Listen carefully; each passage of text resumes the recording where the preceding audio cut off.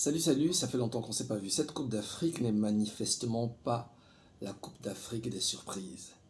Les forts sont forts, les faibles sont faibles. Il n'y a pas de conte de fées à attendre, à espérer cette fois-ci. Euh, Après, voilà, les contes de fées, des fois, c'est intéressant, ça pimente le jeu, mais des fois, cette régularité qu'on observe cette année, parfois aussi permet de recentrer un peu les choses, de remettre l'église au centre du village. Euh, les stars en présence répondent présent. Mohamed Salah, Amad Diallo, Brian Bemo, Sadio Mané, Riyad Mahrez, ils sont tous impliqués de près comme de loin dans les buts, passes décisives ou eux-mêmes à la conclusion. Ça, c'est déjà très bien. Ça nous montre une CAN qui, plus on franchit les étapes, plus le niveau sera élevé. Et qui est habitué à la CAN dit niveau élevé, dit aussi combat de véritables fauves. Ça va être corsé, ça va être rude, rugueux, ça va frapper. On a vu déjà aujourd'hui pas mal de cartons entre le Cameroun et l'Afrique du Sud. Mais petit bémol aussi, l'arbitrage. Faisons vraiment attention à l'arbitrage. Aucun métier n'est facile, je le sais, mais en 2025, avec la présence de la VAR, pardon, 2026 maintenant, avec la VAR, il y a quand même des choses qu'on pourrait éviter. Il y a pas mal de choses que l'on pourrait éviter à cette canne. Euh, des fautes qui sont pas sifflées, d'autres qui n'en sont pas et qui sont sifflées, un relent de favoritisme à l'égard du pays organisateur ou peut-être d'autres nations. On doit vraiment faire attention à ces petits détails qui peuvent priver un pays d'un titre qu'il mérite véritablement. Je rappelle que les nations présentes à cette CAN, il y en a 24 et elles se situent toutes dans le top 40 du continent. Et plus on avance, plus les faibles tombent en fait. Les moins bien classés sont en train de tomber.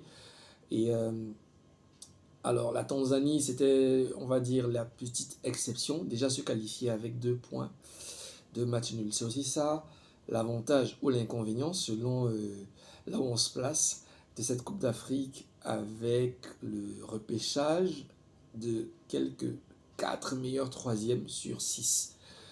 C'est pas véritablement top pour la compétitivité, mais en même temps, ouais, ça rajoute du piment dans la chose, hein.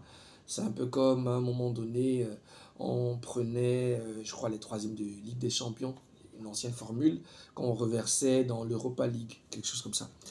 Donc voilà, alors avec les 4 premiers huitièmes de finale qu'on a vus hier et aujourd'hui, la suite s'annonce vraiment corsée. On attend de voir ceux de demain, notamment l'ogre égyptien contre l'outsider béninois, et aussi après-demain, la Côte d'Ivoire championne en titre qui va rentrer dans la course. Des rencontres très intéressantes en perspective et qui nous amènent vers des quarts encore plus alléchants. L'autre chose aussi qu'il faudrait souligner, c'est le 12e homme. Le Maroc, bon, c'est déjà évident, il joue à domicile, donc il y a une forte présence à chacune de leurs rencontres. Il y a aussi cette pression du public, consciemment ou inconsciemment, que subit l'arbitre. Ben, ça se passe à chaque fois, hein, qu'un pays organise. Il y a encore la question des lasers dans les yeux des joueurs qu'il faut regarder.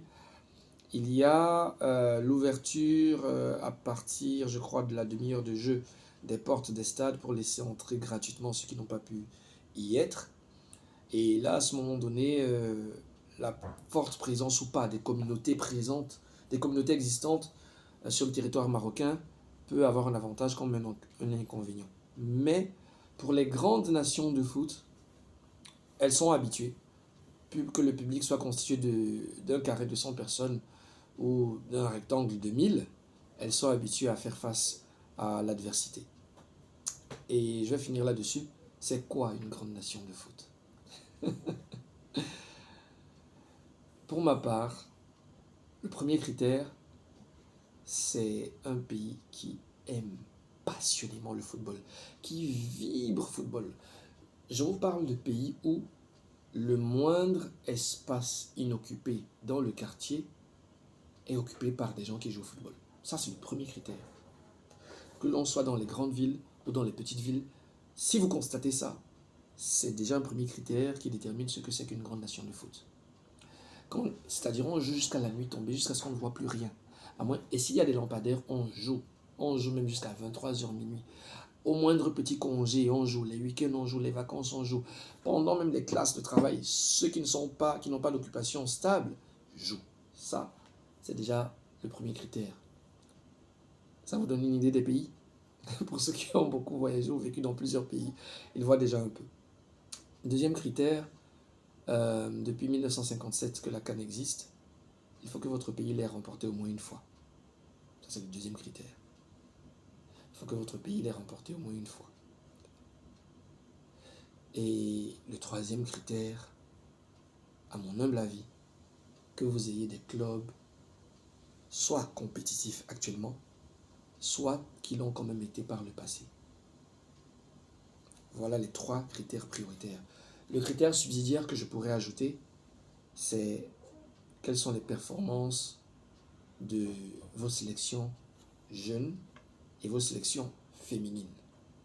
Voilà. Donc, regroupez tout ça. Est-ce qu'il y a des centres de formation chez vous? Ça, c'est le cinquième. Et je crois que c'est largement suffisant, ces 5 critères pour déterminer qui est une grande nation de foot et qui ne l'est pas. Et généralement, ça se répercute même sur les réseaux sociaux. C'est tout pour aujourd'hui. À demain ou à un autre jour.